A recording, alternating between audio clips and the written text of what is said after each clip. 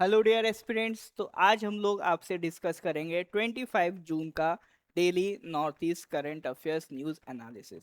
Dear, हमने ये series start किया है ये सोचते हुए कि आप लोग को एक जगह पर पूरे नॉर्थ ईस्ट का जो न्यूज़ है, मंथली नहीं, वीकली नहीं, डेली बेसिस पे एक प्लेटफॉर्म में कंपाइल करके दिया जाए। तो ये हमारा पर्पस है कि आपका जो नॉर्थ ईस्ट स्पेसिफिक जितना भी न्यूज़ है, आपको weekly basis sorry daily basis पे हम आपको प्रोवाइड करते रहें। सम ऑफ द टाइम्स थोड़ा सा डिले हो जाता है कि मान लीजिए एक दिन आपका डिले हो गया, तो मैं उसमें इंश्योर करता हूँ कि कभी भी ऐसा हो तो मैं 2 वीडियोस एक साथ आपको दूँ, ताकि आप लोगों का जो एक कंसिस्टेंसी है, आप लोग का जो एक कंटिन्यूटी है वो बना रहे।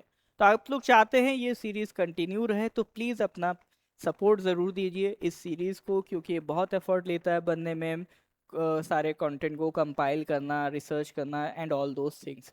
और इसमें आपका जो भी सजेशन हो तो प्लीज़ अपना सजेशन कमेंट में ज़रूर मेंशन करें। बाकी वीडियो को लाइक ज़रूर करें, चैनल को सब्सक्राइब ज़रूर करें एंड अपने कलीग्स के साथ इसको शेयर ज़रूर करें, जो भी नॉर्थ ईस्ट का जो भी स्टेट पीसीएस का एग्ज़ाम दे रहे हैं। स्टार्ट करते हैं सर। तो आज की जो पहली न्यूज़ है that is from Sikkim. Sikkim में क्या है, जो एस्पायरिंग एंटरप्रेन्योर्स हैं they attended awareness program on Sikkim rise. Sikkim rise क्या है, एक प्रोग्राम चल रहा है सिक्किम में, तो वहाँ पर जो एंटरप्रेन्योर्स हैं उन्होंने एक अवेयरनेस प्रोग्राम को अटेंड किया। ठीक है। तो सिक्किम में रिसेंटली ये आपका आउटरीच और अवेयरनेस प्रोग्राम लॉन्च किया गया अंडर सिक्किम राइज। राइज मतलब रियलाइजिंग आइडियाज शेपिंग एंटरप्रेन्योरशिप। ठीक है, ये सिक्किम राइज का फुल फॉर्म है। टू इनकरेज, ये इसलिए करा गया जो भी आपका स्टूडेंट्स हैं जिनको आगे एंटरप्रेन्योर्स बनना है, जो इनोवेटर्स हैं, जिनके स्टार्टअप्स हैं, उनको क्या किया जा सके, एनकरेज किया जा सके। और साथ ही साथ रूरल यूथ को भी कनेक्ट किया जा सके, ताकि उनके भी कोई आइडियाज़ हों, उससे रिलेटेड भी वो अपना स्टार्टअप लॉन्च कर सके। अब इसमें हमें दो बातें जाननी है, एक तो है सिक्किम राइज और दूसरा है ये जो इनिशिएटिव था, it was aligned with the Sikkim startup policy 2025। तो अब ये सिक्किम स्टार्टअप पॉलिसी क्या है उसके बारे में भी बात करेंगे, बट पहले देख लेते हैं सिक्किम राइज क्या है। सिक्किम राइज बेसिकली वहाँ की जो सिक्किम की गवर्नमेंट है, it is government backed startup and entrepreneurship mission design to identify, mentor, incubate and support innovative ideas from the grassroots levels। ठीक है। तो पर्पस ये है कि सिक्किम में स्टार्टअप का माहौल बने, इसके लिए ये आपका प्रोग्राम लाया गया। तो देखिए, इस तरह के ये न्यूज़ बहुत इंपॉर्टेंट है, क्योंकि इस तरह से आपसे कभी भी मान लीजिए मेंस में क्वेश्चन पूछा जाता है। और being a north east Indian, मान लीजिए आप अपना नॉर्थ ईस्ट का किसी भी स्टेट का पीसीएस एग्जाम दे रहे हैं और आपसे स्टार्टअप के बारे में पूछा जाता है, तो आप ये सिक्किम का अगर एग्जाम्पल लिखेंगे तो बाकियों के कंपैरिजन में आपको ज़्यादा नंबर मिलेंगे, इस बात की श्योरिटी है। क्योंकि यहाँ से एग्जामिनर को एक चीज़ तो कंफर्म हो रही है कि आपकी डेप्थ नॉलेज अच्छी है, क्योंकि बाकी सब लोग नेशनल लेवल के कुछ कुछ एग्जाम्पल लिखेंगे, बट आप अपना नॉर्थ ईस्ट स्पेसिफिक एक एग्जाम्पल लिखेंगे, तो आप खुद इमेजिन कर सकते हैं कि आपका जो आंसर राइटिंग है वो बाकियों के कंपैरिजन में कितना बेटर हो जाएगा। दूसरा, unlike traditional employment focus schemes, ये किस पे फोकस करता है, on transforming job seekers into job creators. Purpose ये है कि नौकरी ढूंढो नहीं, नौकरी बनाओ। नेक्स्ट इज, अब हम बात करेंगे सर ये सिक्किम स्टार्टअप पॉलिसी क्या है। सिक्किम स्टार्टअप पॉलिसी के तहत टारगेट है कि भाई 500 स्टार्टअप सिक्किम में क्रिएट किए जाए बाय 2030। ठीक है। दूसरा, एक फाइनेंशियल सपोर्ट स्ट्रॉन्ग दिया जाए स्टार्टअप्स को, तो seed funding of up to ₹15 lakh for priority sectors, organic farming, eco tourism, food processing, handicrafts etcetera. Other startups can receive up to ₹10 lakh. Next, यहाँ से मैं अगर आपसे बात करूँ तो डेडिकेटेड स्टार्टअप इकोसिस्टम और गवर्नेंस होना चाहिए।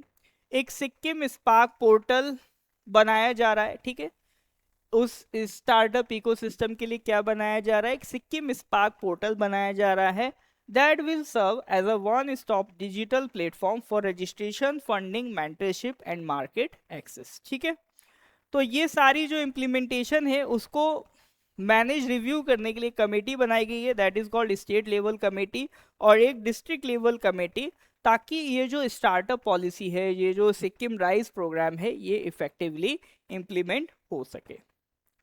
नेक्स्ट, इसको इम्प्लीमेंट करने में हमें क्या क्या चैलेंजेस देखने को मिल सकते हैं? तो पहला चैलेंज है access to the capital.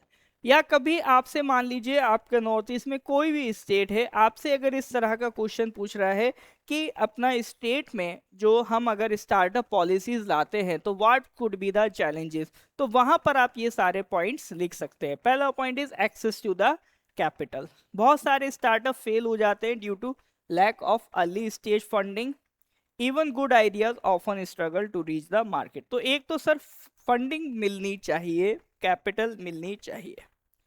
Next is market connectivity. North east India terrain वाला रीजन है, तो रीजनल कनेक्टिविटी यहाँ हमेशा से एक चैलेंज रहा है। तो जो रिमोट रीजन्स हैं they face logistical and transportation challenges, तो वो भी यहाँ का स्केलिंग और कॉम्पिटिटिवनेस को इफेक्ट करते हैं। और क्या चैलेंज है? अब हम बात करते हैं सर वे फॉरवर्ड, यानी इसको कैसे हम कर सकते हैं। एक तो सर स्ट्रॉन्ग इंक्यूबेशन नेटवर्क्स बनाए जाएं। इंक्यूबेशन नेटवर्क्स क्या होता है? ये एक ऐसा सिस्टम होता है जहां पर लोग रिसर्च करते हैं, कुछ नया इनोवेट करते हैं, ठीक है। तो यूनिवर्सिटीज, कॉलेजेस और जो टेक्निकल इंस्टीट्यूशंस हैं उनको यूज किया जाए एज इनोवेशन हब। वहां पर इंक्यूबेटर्स, आपका डिपार्टमेंट्स बनाए जाए, इंक्यूबेटर्स ऑफिस बनाए जाए, जहां पर आपका जो स्टूडेंट्स हैं उस यूनिवर्सिटी कॉलेज के कुछ नए नए आइडियाज़ पे डिस्कशन करें, ठीक है। फाइनेंसिंग इंप्रूव करनी चाहिए, ठीक है। तो ये सारी चीज़ें आपको फ़ायदा पहुंचा सकती हैं। दूसरा, एंटरप्रेन्योरशिप एजुकेशन को भी प्रमोट करना, ये सबसे ज़्यादा इंपॉर्टेंट चीज़ है, क्योंकि बचपन से हम लोगों को क्या सिखाया जाता है? भाई पढ़ लिख के नौकरी करना है। तो एक माइंडसेट भी जैसा आपका डेवलप होगा, आगे आप भी वैसे ही काम करेंगे। तो रैदर देन हम अपने स्टूडेंट्स को ये टीच करें पढ़ लिख के नौकरी करना है, हम उसको टीच करें कि तुम्हें सॉल्यूशन देने वाला बनना है। You must be A solution provider, क्योंकि जितने भी एंटरप्रेन्योर्स होते हैं उनमें एक कैपेबिलिटी होती है, they are the solution providers. वो समाज की, अपने एरिया की कोई प्रॉब्लम समझेंगे, उसका एक सॉल्यूशन देंगे, ठीक है। तो ये जो एंटरप्रेन्योरशिप एजुकेशन है वो स्कूल से ही उनमें डेवलप होनी चाहिए। ये हम चीज़ें कर सकते हैं। नेक्स्ट यहाँ से रिलेटेड क्वेश्चन है, entrepreneurship is emerging as a critical pillar of inclusive economic development in India, discuss in the context of startup promotion initiatives and regional innovation ecosystem। तो ये जो आप एग्जाम्पल है सिक्किम राइज का, इस तरह का अगर कोई क्वेश्चन होता है आप इसमें लिख सकते हैं। ऑलराइट सर, मूव करते हैं to the next news is from Assam. Assam के जो चीफ सेक्रेटरी है वो यूके के एनवॉय के साथ क्या डिस्कस कर रहे हैं? फ्री ट्रेड एग्रीमेंट, ठीक है। तो आसाम के चीफ सेक्रेटरी ने डिस्कस किया है यूके के एनवॉय के साथ फ्री ट्रेड एग्रीमेंट, उसी के रिगार्डिंग ये आपका न्यूज़ है। तो फ्री ट्रेड एग्रीमेंट क्या है? It is an agreement between two or more countries to reduce और eliminate tariffs, ease trade barriers, improve investment flows and create a more predictable business environment. Next, recently concluded India-UK free trade agreement, which is set to come into force from 15 July 2026, is one of India's most comprehensive trade agreements. It aims to increase trade, investment, technology transfer, skill development and economic cooperation between the two countries, ठीक है। तो ये जो आपका free trade agreement है, इसका focus किस पे है कि आपका जो दोनों देश है उनके बीच में, मतलब जैसे आसाम अपने इंडिया को रिप्रेजेंट करेगा, दूसरा यूके है, तो उनके बीच में ट्रेड इंक्रीज हो, इन्वेस्टमेंट, टेक्नोलॉजी ट्रांसफर बढ़े, आपका स्किल डेवलपमेंट हो और इकोनॉमिक कॉपरेशन भी बढ़े। नेक्स्ट, इस कॉन्टेक्स्ट में जो आसाम के चीफ सेक्रेटरी हैं Ravi Kota, they he met British deputy high commissioner Andrew Fleming. तो जहां पर उन्होंने ये मतलब बात डिस्कस करी, how Assam can leverage opportunities arising from the India UK free trade agreement. तो इंडिया यूके के बीच जो फ्री ट्रेड एग्रीमेंट है उसको एक बार आप पढ़िएगा, ठीक है। उस पर कोई डाउट हो कमेंट सेक्शन में पूछिए। तो इस फ्री ट्रेड एग्रीमेंट की मदद से आसाम के साथ कैसे रिलेशन स्ट्रांग हो सकता है, इसके बारे में उन्होंने बातचीत करी, ठीक है। तो देखिए, आसाम और यूके ने एक पूरा रोड मैप डिस्कस किया है कि अलग अलग सेक्टर्स जैसे कि इंफ्रास्ट्रक्चर हो, एक्सपोर्ट्स हो, आर्टिफिशियल इंटेलिजेंस हो, रिन्यूएबल एनर्जी हो, एमएसएमईज हो, स्किलिंग हो, या आपका क्लाइमेट रेजिलियंस इंफ्रास्ट्रक्चर हो, इन सारी चीज़ों पे वो क्या कर सकते हैं? एक दूसरे के साथ आपका कॉपरेट कर सकते हैं। जो यूके का डेलीगेशन था उन्होंने एक बैटरी एनर्जी स्टोरेज सिस्टम भी प्रेजेंट किया to support Assam clean energy transition. ठीक है, तो आसाम का जो पर्पज है कि भाई कोयले से बिजली ना बना के हम पॉल्यूशन फ्री बिजली बनाएं, तो उसको सपोर्ट करने के लिए जो यूके का डेलीगेशन था उन्होंने क्या प्रेजेंट किया है, एक battery energy storage system. Next is दोनों साइड एक्सप्लोर करती हैं propose Assam UK infrastructure round table and opportunities under the UK India sovereign AI partnership. ठीक है, तो ये थोड़ा सा आपका इंटरनेशनल रिलेशंस GS2 से आप इसको रिलेट करिएगा ये एग्रीमेंट्स को। ठीक है, तो वहाँ पर आपका ये ज़्यादा कवर होता है, हम यहाँ बेसिकली बात करेंगे आसाम से रिलेटेड। ठीक है, तो इससे आपका क्या क्या अपॉर्चुनिटीज़ इमर्ज होंगी। तो देखो ऑब्वियसली बात है, फ्री ट्रेड एग्रीमेंट के बाद जो ट्रेड बैरियर अगर हटेगा तो इंडियन गुड्स की डिमांड विल इंक्रीज। आसाम की टी, प्रोसेस फूड और एग्रीकल्चरल प्रोडक्ट्स ये में गेन ग्रेटर मार्केट एक्सेस। तो वहाँ आपका यूके में यहाँ के जो आसाम के लोकल प्रोडक्ट्स है उनको उनकी भी जो विजिबिलिटी है that will increase in the UK market. दूसरा टेक्नोलॉजी ट्रांसफर में भी फायदा मिलेगा। नेक्स्ट एम्प्लॉयमेंट होगा, स्किल डेवलपमेंट होगा, नया इन्वेस्टमेंट आएगा तो स्किल्ड वर्कर्स की डिमांड करेगा, स्किल वर्कर्स की डिमांड करेगा तो भाई इंस्टीट्यूशंस डेवलप आएंगे हो जाएंगे जो वोकेशनल कोर्सेज कराएंगे, लोगों को ट्रेन करेंगे, तो ये ऑटोमेटिकली एक पूरा इकोसिस्टम डेवलप हो जाएगा। नेक्स्ट, अगर हमें इस तरह के एग्रीमेंट्स को और आगे प्रमोट करना है देश की तरक्की के लिए तो हमें क्या करना पड़ेगा, एक्सपोर्ट ओरिएंटेड इकोसिस्टम्स डेवलप करने पड़ेंगे। यानी अगर हम चाहते हैं कि भाई आसाम के चीज़ें बाहर प्रमोट हो तो आसाम के अकॉर्डिंगली वहाँ के जो लोकल प्रोडक्ट्स हैं तो एक्सपोर्ट ओरिएंटेड इकोसिस्टम बनाना पड़ेगा। नेक्स्ट क्या है, हमें फोकस किस पे करना है, स्किल कैपिटल पे फोकस करना है। यानी हम पैसा लेके आ रहे हैं, टेक्नोलॉजी लेके आ रहे हैं, बट उसे बनाने के लिए जो लोग चाहिए दे मस्ट बी स्किल्ड, तो स्किल फोर्स पे हमें फोकस करना है। और लॉजिस्टिक्स स्ट्रेंथन करने हैं, यानी जो कनेक्टिविटी है, क्योंकि कुछ भी आप ट्रांसपोर्ट करोगे तो उसके लिए इंफ्रास्ट्रक्चर स्ट्रांग होना चाहिए, जो कनेक्टिविटी है दैट मस्ट बी गुड, तो इन सारी चीज़ों पे फोकस करना पड़ेगा। तो GS2 से आप यहाँ पर क्वेश्चन बना अटेम्प्ट कर सकते हो। Economic diplomacy has emerge as a major pillar of India's foreign policy, discuss in the context of India UK free trade agreement and the growing role of states in international agreement. Next news is from Manipur. Imphal West launched as model district for digital health ecosystem. तो हम लोग यहाँ पर बात करेंगे कि sir ये basically digital health ecosystem होता क्या है। ठीक है, तो Imphal west launched as a model district for digital health ecosystem. ठीक है, ये आपका न्यूज़ था। तो इसमें सर हम लोग बात करेंगे ये इनिशिएटिव का पर्पस क्या है। It aims to integrate healthcare services with digital technology, making healthcare more accessible, transparent, efficient and citizen centric। ठीक है, तो इस इनिशिएटिव का पर्पस क्या है, जो हेल्थ केयर सर्विसेज हैं, देखो हेल्थ इकोसिस्टम बनाने का मतलब क्या है, जो हेल्थ सर्विसेज हैं जैसे कि आपका डॉक्टर को विजिट करना, उसका डायग्नोसिस करना, ये जितनी भी सर्विसेज हैं उसको डिजिटल टेक्नोलॉजी के साथ क्या करा जा सके, इंटीग्रेट किया जा सके, इसी को कहा जाता है हेल्थ इकोसिस्टम। ठीक है, तो वही ये हेल्थ इकोसिस्टम क्या है, जहाँ पर patient, hospital, doctors, laboratories, pharmacies, insurance करने वाले, गवर्नमेंट एजेंसीज सब डिजिटली एक दूसरे से क्या हो, कनेक्टेड हो, तो ये कहलाता है हेल्थ इकोसिस्टम। अब इसके लिए हमें क्या क्या चाहिए, सबसे पहले तो हमें इलेक्ट्रॉनिक हेल्थ रिकॉर्ड्स चाहिए। ठीक है, तो भारत सरकार ने एक इनिशिएटिव भी लॉन्च किया इलेक्ट्रॉनिक हेल्थ रिकॉर्ड्स बनाने के लिए। कमेंट सेक्शन में उस इनिशिएटिव का नाम मेंशन कीजिएगा। तो इलेक्ट्रॉनिक हेल्थ रिकॉर्ड्स में आपका डिजिटली हर एक पर्सन की पूरी हेल्थ हिस्ट्री डेवलप होती जाएगी। मान लीजिए आपको 4 साल पहले कोई बीमारी थी, आप 4 साल बाद किसी डॉक्टर को विजिट करने गए किसी और प्रॉब्लम की वजह से, तो उसको आपकी हेल्थ हिस्ट्री प्रायर पता है, तो वो उसके अकॉर्डिंगली ही आपको आगे प्रिस्क्राइब करेगा आगे का ट्रीटमेंट। तो ये हेल्थ रिकॉर्ड होना बहुत ज़रूरी है।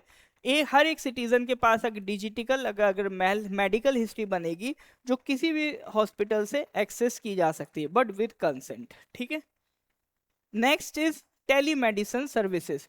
तो इसका मतलब यह है कि भाई डॉक्टर्स से जो पेशेंट्स हैं, ऐसा नहीं है जैसे जनरली क्या होता है भाई दिल्ली मुंबई बड़े शहर ही जाना पड़ेगा दिखाने, ऐसा नहीं। आपके रिमोट एरिया में इंटरनेट की कनेक्टिविटी है, आपका हेल्थ रिकॉर्ड है, दिल्ली में बैठा है डॉक्टर आपको वहां से मेडिसिन प्रिस्क्राइब कर सके, दैट इज टेलीमेडिसिन सर्विसेज, ठीक है। It reduces geographical barriers. Digital health identities बने, जैसे आपका हेल्थ रिकॉर्ड है तो आपके हेल्थ रिकॉर्ड को एक यूनिक आईडी दी जाए जैसे आधार है, इस तरह का सिस्टम बने। और क्या चाहिए सर डिजिटल हेल्थ इकोसिस्टम के लिए? एआई एंड डेटा एनालिटिक्स, ठीक है।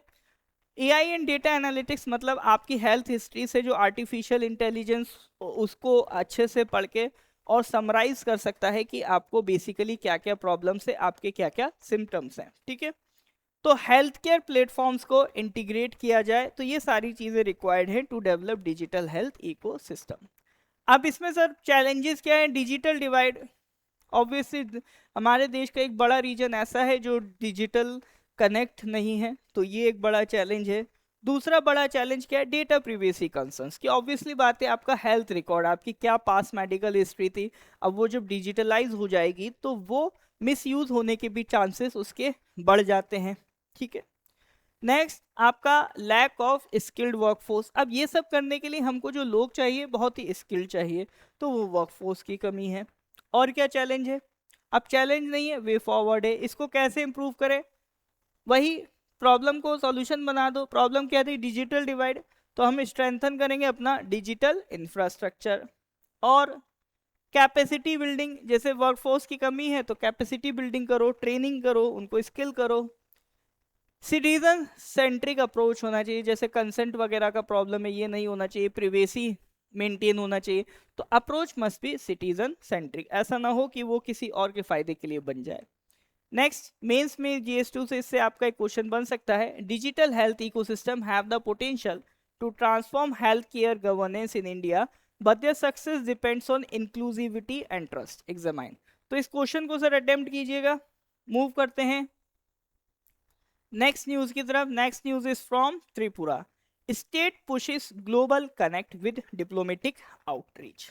अब इसका मतलब क्या है? देखो अभी कुछ दिन पहले हमने न्यूज डिस्कस किया था, जो नागालैंड है, Nagaland is meeting with France, है ना, वो अपना नागालैंड क्या कर रहा है, अपना कल्चर डिस्प्ले कर रहा है फ्रांस के साथ, ठीक है। तो फ्रांस में नागालैंड की पॉपुलैरिटी बढ़ेगी, लोग नागालैंड को पहचान रहे हैं। इसी तरह से त्रिपुरा भी क्या कर रहा है? त्रिपुरा भी अपना इंडिविजुअल डिप्लोमेटिक आउटरीच बढ़ा रहा है और ग्लोबल कनेक्टिविटी बढ़ा रहा है। And it may appear to be a state level development but it is a national level development, ठीक है। तो यानी जैसे हमने नागालैंड की बात करी थी, इसी तरह से त्रिपुरा भी अपने खुद के इंडिविजुअल रिलेशंस डेवलप कर रहा है अदर कंट्रीज के साथ।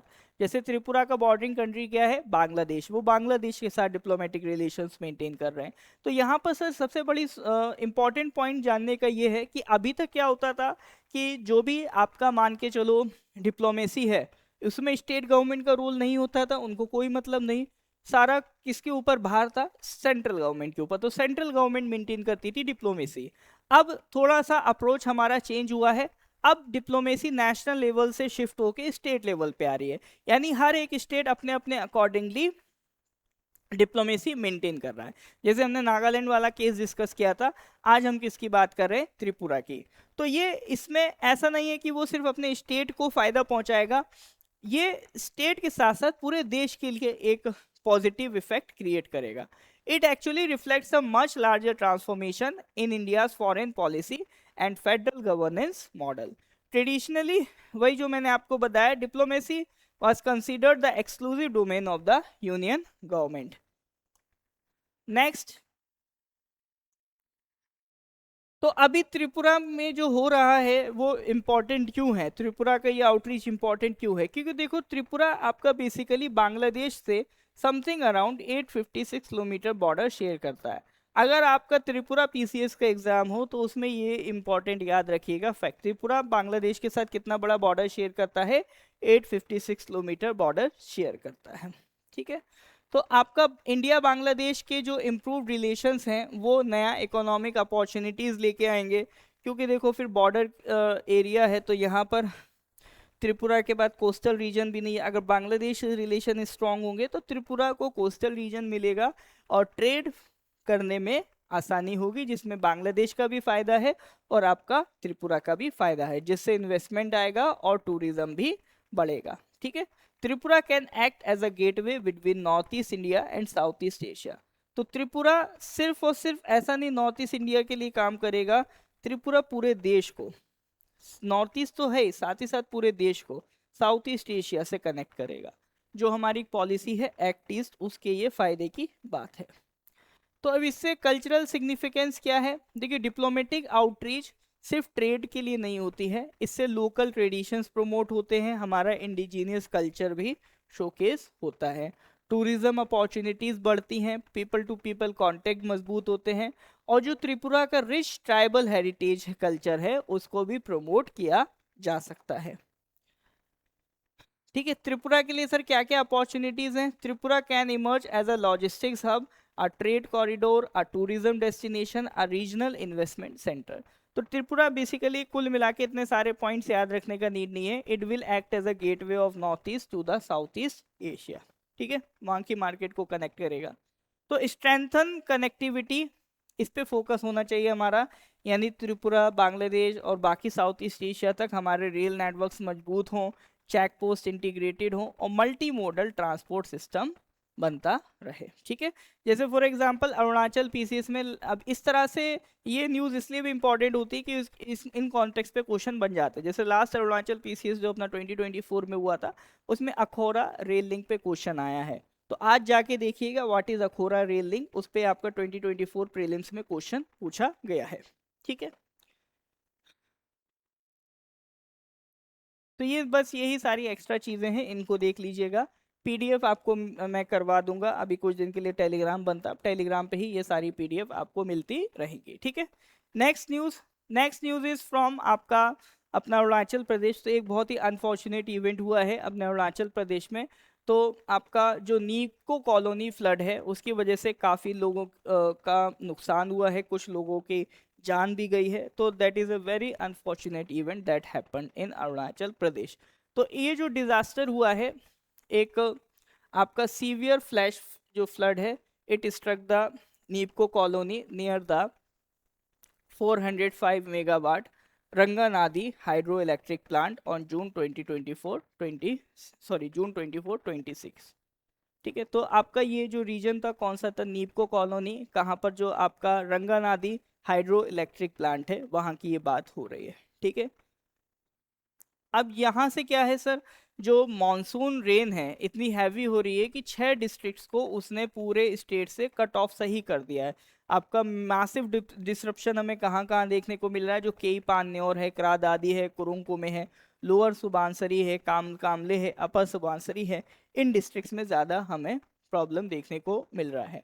इसकी वजह से हाईवे भी डैमेज हो रखे हैं, लैंडस्लाइड ने कई मल्टीपल रूट्स को ब्लॉक कर रखा है, बीआरओ उस पर वर्क कर रहा है क्लियर करने के लिए। ठीक है।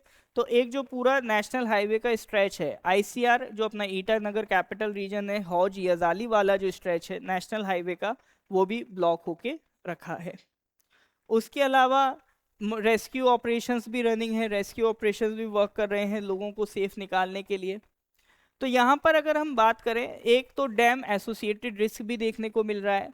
तो जो फ्लैश फ्लड्स हैं इस 405 मेगावाट पान्योर हाइड्रो इलेक्ट्रिक प्रोजेक्ट के पास, तो ये location it underscores the complex safety management, क्योंकि देखो हाइड्रो पावर प्लांट है तो फ्लड्स के चांसेस ऑलरेडी आपका इंक्रीज हो जाते हैं। नेक्स्ट आपका चीज़ें कहाँ कहाँ पर फंसी हुई हैं? जैसे आपका नेशनल हाईवे 13 है और नेशनल हाईवे 713 है, ये पूरे एडमिनिस्ट्रेटिव जोन को आइसोलेट करता है, तो यहाँ पर चीज़ें आपका फंसी हैं।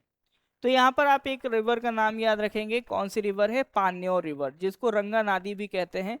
तो ये आपका इन डिस्ट्रिक्ट से फ्लो करती है before merging into the Brahmaputra system. ठीक है। तो ये किसकी ट्रिब्यूटरी है? ये आपका ब्रह्मपुत्रा की ट्रिब्यूटरी है। नेक्स्ट यहाँ पर आप वर्ड सुनेंगे फ्लैश फ्लड। एक होता है क्लाउड बर्स्ट। तो दोनों अलग अलग टर्म्स हैं, flash flood is different, cloud burst is different. Cloud burst क्या होता है कि सडनली बहुत सारा रेनफॉल एक रीजन में कभी हो जाता है, तो दैट इज क्लाउड बर्स्ट। तो ये क्या होता है, एक extreme sudden amount of rainfall, उसको क्लाउड बर्स्ट कहते हैं, जैसे उत्तराखंड में कभी कभी देखने को मिलता है। फ्लैश फ्लड क्या होता है, फ्लैश फ्लड होता है basically rapid violent rise of water down a river channel. मान लीजिए रिवर ओवरफ्लो कर गई, ठीक है, तो उसके अकॉर्डिंगली जो मैसिव वाटर राइज होता है, ठीक है, फ्लड जैसी क्रिएशन प्रॉब्लम्स क्रिएट हो जाती हैं, तो उसको हम कहते हैं फ्लैश फ्लड, ठीक है। तो flash flood sometime causes due to the cloud burst. Cloud burst मतलब जब बहुत सडन रेन एक बार में हो जाती है, फ्लैश फ्लड जब वाटर लेवल राइज कर जाता है रिवर का, तो दैट इज फ्लैश फ्लड। तो ये थोड़ा सा दोनों में डिफरेंस है। अब ये हमें हिमालयाज में ही क्यों देखने को मिलता है, तो यहाँ की टोपोग्राफी की वजह से, ठीक है। तो यहाँ पर जो माउंटेन्स हैं, देखो यहाँ पर फ्लैश फ्लड्स होती है तो लैंडस्लाइड्स भी होती हैं। उसका रीज़न क्या है कि यहाँ की जो स्लोप्स हैं बहुत स्टीप है, तो ज़्यादा बारिश होगी तो वो स्लोप को नुकसान पहुंचाएगी, स्लोप विल मूव डाउन, ठीक है।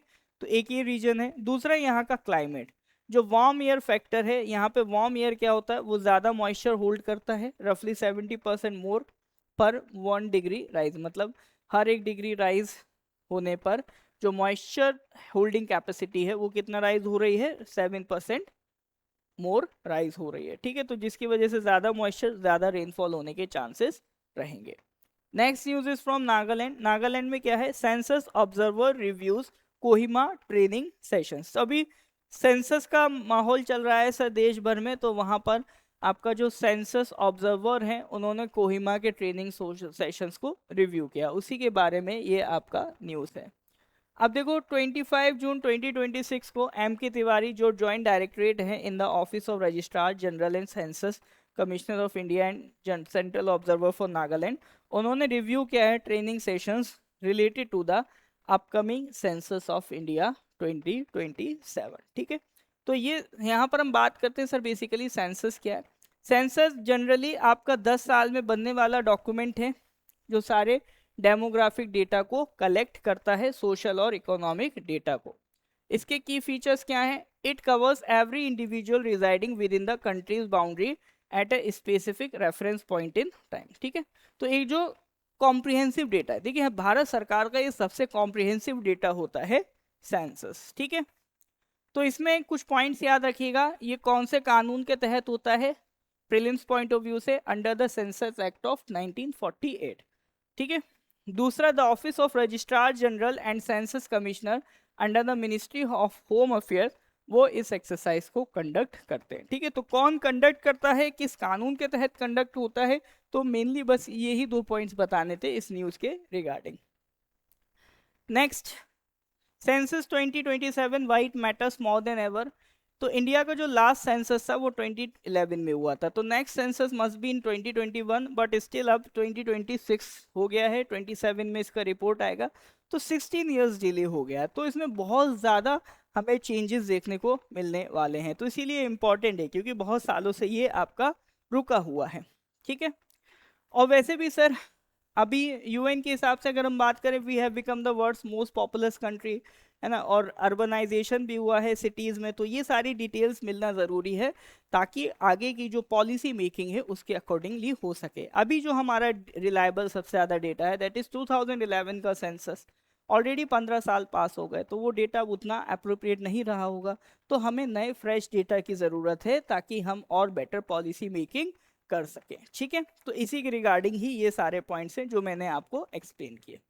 अब नागालैंड के पॉइंट ऑफ व्यू से अगर हम बात करें तो Nagaland presents unique census challenges due to its geographical terrain, tribal diversity and disperse settlements, ठीक है। तो आपका यहाँ का जो ट्राइबल डाइवर्सिटी है और जो डिस्पर्स सेटलमेंट्स है, ये यहाँ के लिए क्या है, सेंसस के लिए यूनिक चैलेंज है, ठीक है।